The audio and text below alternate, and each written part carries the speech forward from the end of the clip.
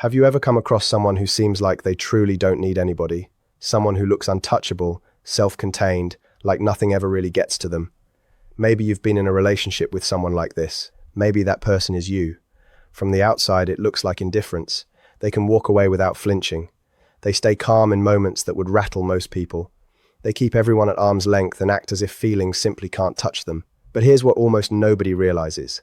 That composure, that emotional distance, those walls built so high, none of it exists because they feel nothing. It exists because they feel far too much.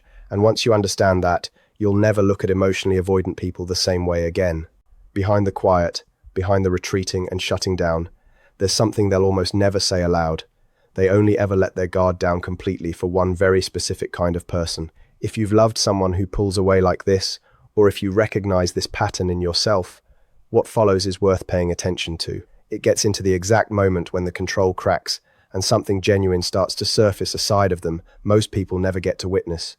Most people only ever meet the mask, the version built to keep the world at bay. But the rare few who manage to get past it end up holding a spot in that person's life that nothing else can replace. Stick with this, because you're about to see avoidance in a completely different light. And if you've ever questioned whether a connection with someone like this was genuine, you're going to get your answer. One of the biggest lies people tell themselves is, "I don't need anyone." They say it like it's some kind of badge of honor, like needing love would somehow make them weak. This shows up constantly with avoidant people. They wear their independence like armor. They convince themselves they're perfectly fine on their own, that relying on people is risky, that connection is just optional, and that keeping distance is safer than opening themselves up to getting hurt again. If you've ever tried loving someone like this, you already know how hard it can be. It feels like no matter what you do, you can't quite get through. You could be sitting right next to them and still feel like there's a wall between you. They'll talk with you, spend time with you, and yet some part of them stays locked away, out of reach. What most people miss, though, is that this so-called independence isn't real strength. It's not genuine confidence. It's not proof they don't need anyone. It's a coping mechanism they built to survive. It usually started young, back when needing people led to disappointment, when being open led to pain, when love didn't feel like a safe place to be. They learned early that depending on someone could end in heartbreak, so they trained themselves to stop depending altogether. That habit doesn't disappear with age. It quietly follows them into adulthood, showing up in how they argue, how they distance themselves, how they love. Even if they keep repeating the same line, "I'm fine alone, I don't need anyone," they can't erase a basic truth. Every human being, regardless of attachment style, is wired for closeness. We're built to connect. Strip away the fear and the old stories and the walls, and even the most avoidant person is still craving connection somewhere underneath. They just don't know how to admit it. Sometimes they don't even recognize it in themselves. Watch closely, and you'll notice the pattern. They come across as strong, unbothered, composed. But the moment emotions get too real, something shifts. Bring up feelings, and they'll change the subject. Get too close, and they'll suddenly create space. Mention commitment, and they'll need room to breathe. To most people, this reads as coldness. But look past the surface, and what you'll actually find is fear. It's not that they don't care, it's that being truly seen terrifies them. Here's the part that catches people off guard. They want love just as much as anyone else does. They crave it deeply. But the second they start to feel it building, panic sets in, because love requires vulnerability, and vulnerability means risk. The risk of rejection, of loss, of getting hurt all over again. So rather than leaning into it, they retreat. They pull back and rebuild the walls even higher, and the world reads that as strength, as someone who's mastered being alone. But underneath, they're just as hungry for love as anyone else. That's exactly why the idea of the untouchable avoidant is a myth. The notion that they don't feel deeply, that they're too self-sufficient to fall in love, it's simply not accurate. They want love badly. They just don't know what to do with it once it shows up. If you've ever gotten close to someone like this, you've likely seen the contradiction firsthand. One moment they're opening up, sharing something real, laughing, softening, letting you glimpse who they really are underneath. And right when you think the connection is solidifying, everything shifts. They go cold, they pull away. It's disorienting, and you start second-guessing whether any of it was real. It was. That warmth, that laugh, that spark, that was the truest version of them. The distance that follows isn't the truth resurfacing, it's fear taking over, their old survival instincts kicking back in. They don't withdraw because they stopped caring. They withdraw because caring scares them. Here's the part that runs even deeper. Avoidant people spend their whole lives trying to outrun their own need for closeness. They deny it, bury it, distract themselves from it, but none of that makes it go away. It just pushes it below the surface, and buried feelings don't vanish, they resurface elsewhere. In overworking, in constant distraction, in staying perpetually busy, in chasing achievement as a substitute for real intimacy. They'll insist they're totally content being alone, but late at night, once things go quiet, there's a hollowness they can't quite fill. The handful of people who've genuinely gotten close to them can sense that emptiness, the loneliness they'd never admit to out loud. What's remarkable is that no matter how determined an avoidant person is to keep connection at bay, life occasionally hands them someone they simply can't push away. It doesn't happen often, but every so often they meet someone whose presence just feels safe, someone who doesn't chase or pressure, who just shows up, steady and genuine. And that's when something shifts inside them, even if they can't fully explain it. For the first time in what might be years, they experience real connection, and because it's so rare, it stays with them permanently. They may never say it outright, they might even downplay it, but deep down, they never forget it.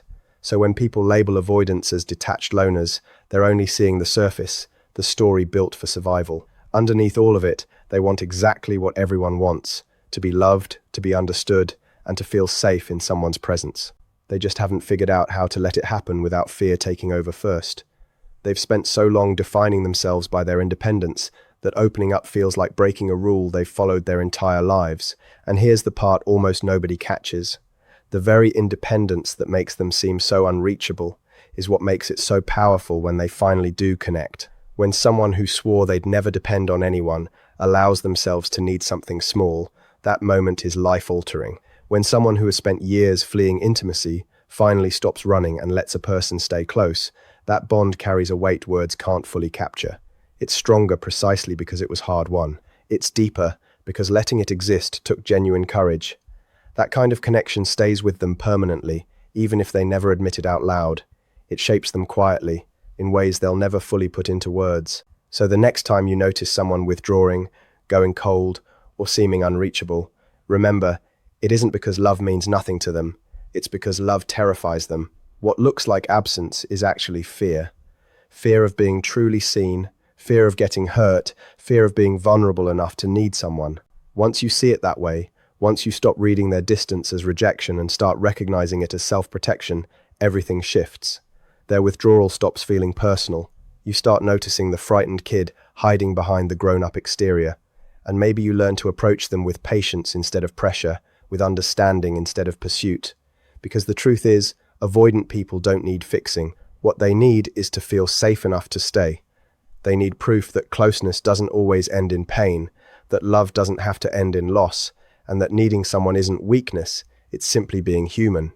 That's the belief every avoidant secretly wishes they could hold on to. What looks like independence is really armor.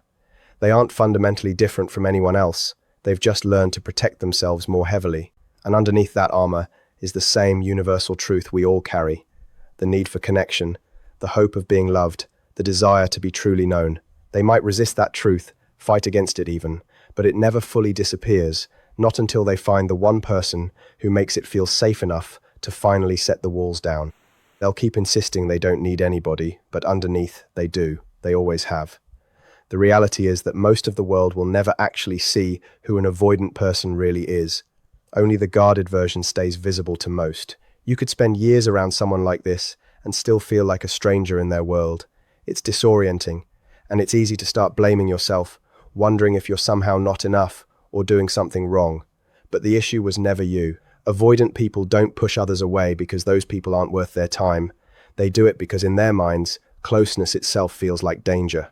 And yet, buried beneath all that self-protection, there's always room for one exception. It's rare, but when it happens, it changes everything. Every avoidant person, no matter how shut down they seem, has the potential to eventually meet someone who slips past their defenses. And it isn't because that person chased harder or pleaded for attention. That kind of pursuit actually pushes avoidant people further away. The reason one particular person gets through is simple.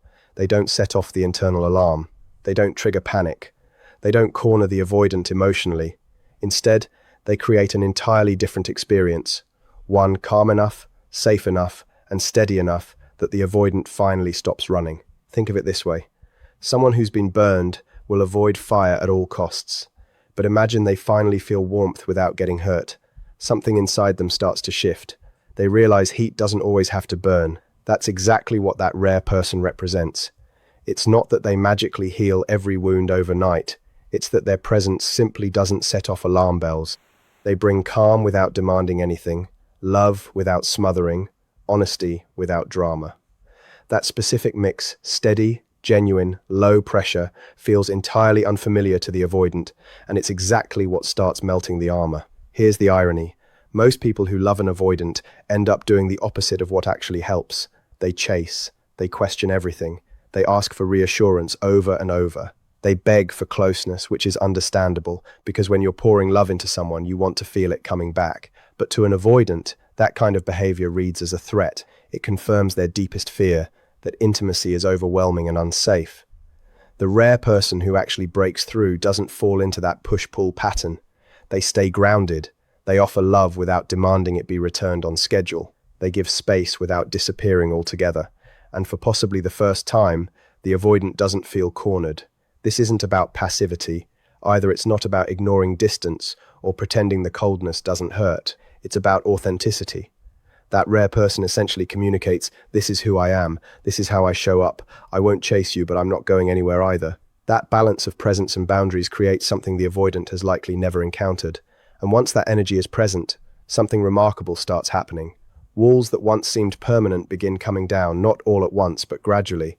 You'll notice it in small moments.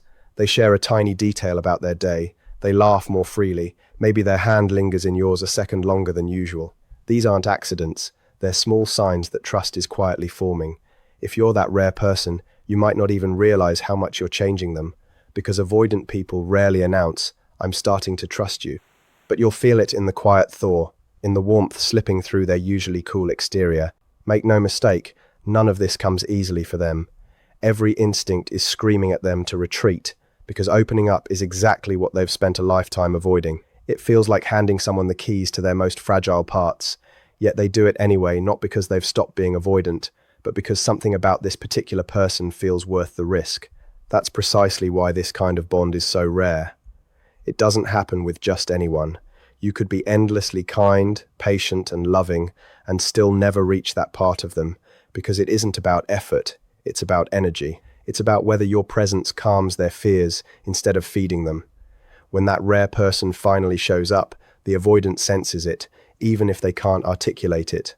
At first, they'll resist. They'll test it, pulling close, retreating, then coming back again, essentially asking, can I trust this? Will you still be here if I step back? And when that person remains steady, not chasing, not disappearing, just present, the avoidant slowly starts to believe that safety might actually be real. Once that belief takes root, everything begins to shift. It doesn't mean they suddenly become flawless. They'll still struggle. They'll still retreat sometimes, but something fundamental inside them has changed. They've discovered they can let someone close without losing themselves, that love doesn't have to spiral into chaos, that connection doesn't have to hurt, and once that door has opened, it never fully shuts again.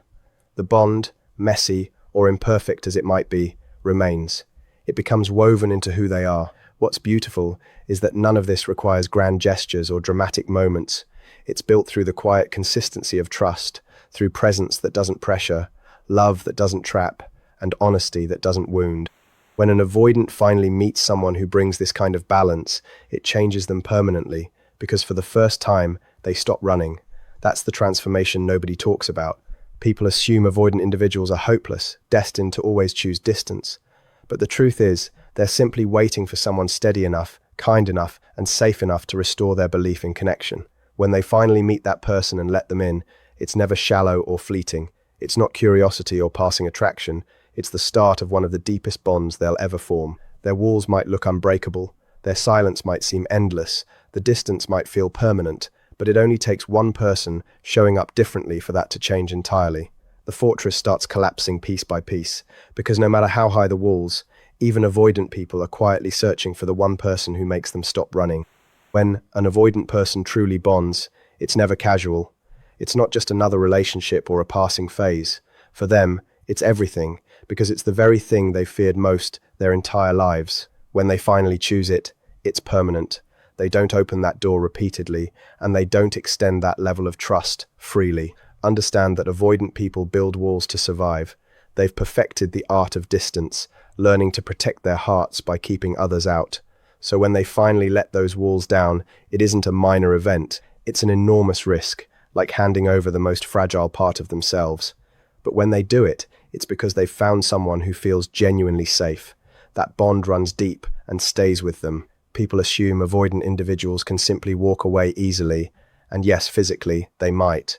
They might withdraw or go quiet, but emotionally, once they've truly bonded, they never fully let go. They can't. That connection becomes part of who they are. No matter how much distance or silence follows, they still carry it. This isn't about obsession or control. It's about permanence. Once an avoidant person bonds authentically, it rewires something inside them, reshaping how they experience closeness from that point forward. And here's what makes it so powerful, that bond isn't rooted in attraction or convenience. It's rooted in safety, built on the peace they felt the moment they finally stopped running. That experience leaves a permanent imprint. They might go on to meet other people and start new relationships, but if you were the one who gave them that sense of safety, nothing that comes after will ever feel quite the same. They might try to recreate it, but they won't be able to. Because it was never just about who you were, it was about how you showed up in a way that reached their deepest fears without triggering them. That kind of alignment doesn't happen twice. It's a once-in-a-lifetime kind of bond. But don't misunderstand. This doesn't mean everything becomes flawless. They may still struggle. They may still withdraw occasionally, because growth takes time for them too. But if you were the person who made them feel safe enough to stop hiding, you've left a permanent mark. They might still fight the urge to protect themselves, but underneath all of that, the bond remains intact. It doesn't vanish because of an argument. It doesn't fade with distance. It doesn't disappear when things get difficult. That connection becomes part of their identity, which is why, if you've ever been that person for an avoidant, you might feel confused when they pull away. You might wonder how they could retreat if the bond was genuinely real, whether any of it actually mattered. But here's the truth. You can't measure the strength of their bond by how they behave in moments of fear. You have to look at the bigger picture. Because even when they withdraw, even when they hide, even when they tell themselves none of it was real, they always circle back to that inner truth. It was real, it still is, and it always will be. The rare person who forms a genuine bond with an avoidant becomes their benchmark. Every future connection gets measured against that one relationship that actually broke through. Most people will never reach that depth, not because they weren't good enough, but because an avoidant simply can't recreate that specific kind of trust easily. It isn't about replacing you. It's that once they've felt real safety with someone, they can't convince themselves otherwise anymore. They no longer remember what it feels like without it. That's why the bond lasts a lifetime. There's something almost sacred in that. Picture spending a lifetime guarding yourself against love, avoiding vulnerability, keeping everyone at arm's length, and then imagine meeting the one person who changes all of that permanently. That's not simply a relationship. That's a defining turning point in an entire life. Avoidant people don't bond casually, and when they finally do, it lasts. Because it isn't only about the other person, it's about them overcoming their own walls to let someone in. That kind of transformation can't be reversed. If you've ever been that rare person for someone, you might not even realize the significance of what you did. You may think you were simply being yourself, that nothing you did was extraordinary, but to them, you were the exception. You proved that intimacy doesn't have to equal pain, and because of that, you hold a place in their life no one else can take. Avoidant people never truly forget. They may struggle to move forward even when they try. They might appear detached on the outside, but quietly, they carry that bond with them for years. Once they've trusted someone enough to form that connection, it becomes permanently woven into them, no longer something they can choose to undo. So if you've ever wondered whether you mattered, whether your connection with an avoidant person was genuine, or whether you imagined the whole thing, hear this clearly. It was real. It ran deeper than you realized. It was lasting. They may never say it in words, they may never express it in obvious ways, but internally, they know. They know you got past the walls. They know you gave them safety. And they know that bond will last a lifetime. Here's the part most people struggle to accept. Most will never witness this side of an avoidant person. They'll never be the one who breaks through, never hold that permanent place, and that has nothing to do with being unlovable or unworthy. It's simply that avoidant people don't let most people get close enough to earn that depth of trust. That bond is the rare exception, not the norm. For most people who interact with someone avoidant, the relationship stays surface-level distant and guarded. If you've loved an avoidant person but never saw them fully open up, it's easy to feel like you weren't enough. But that isn't about your worth, it's about their fear. Avoidant people enter relationships already half-guarded. They expect disappointment. They believe depending on anyone is inherently risky. So no matter how much love you offer, most of it doesn't fully land, like pouring water over stone. The surface gets wet, but nothing actually soaks in. Not because you weren't enough, but because the stone itself resists absorption. An avoidant person has spent so long protecting themselves that it takes something truly exceptional to break through. That's why most people only ever encounter the surface-level version, charming yet distant, fun yet guarded, seemingly invested yet holding back. It's frustrating, because you can sense there's more beneath the surface. Yet no matter how hard you try, you can't quite reach it. That leaves people questioning their own worth, wondering if maybe they just weren't special enough. But it was never about being special. It's about safety. Safety is the key that unlocks the door for someone avoidant. Most people respond to distance by chasing harder, asking more questions, trying twice as hard, and that pursuit feels suffocating to an avoidant person. It confirms every fear they carry, that intimacy is pressure, that closeness is dangerous, that letting someone in comes at the cost of their independence. So they retreat even further. Only the rare person manages to break through, not because they're somehow better, but because they respond in an entirely different way. They don't chase, they don't pressure, they don't beg, they simply hold steady. By doing this, they create something an avoidant person has genuinely never experienced before, a space where connecting with someone doesn't cost them their sense of self. That's the real difference maker. Most people simply don't know how to stay consistent without giving away too much of themselves. They don't know how to be present without also being pushy. They don't know how to hold on to their own boundaries without walking away entirely. That's exactly why the deep, lasting bond an avoidant person forms is so uncommon. Think of it like a lock with countless keys tried against it, but only one that actually fits. Until they meet that particular key, they stay closed off. For most people who cross paths with someone avoidant, that real connection simply never happens. The avoidant person might smile, engage on a surface level, maybe even share moments of closeness for a while, but the walls never fully come down. Living behind those walls takes a toll on the other person too. You pour your heart into someone who can never quite meet you there, and that's painful. It's natural to start doubting yourself, but their difficulty bonding has nothing to do with your worth. It's about the emotional prison they built around themselves long before you came along. If you happen to be the rare person who actually broke through those walls, that changes everything. Most people never get to see an avoidant laugh without holding back, open up about their fears, or love without hesitation. Most never experience that sense of permanence with them. So, if you were the one who reached them, understand this clearly. It wasn't just another relationship, it was their once-in-a-lifetime bond. It was the exact moment their entire understanding of love changed for good.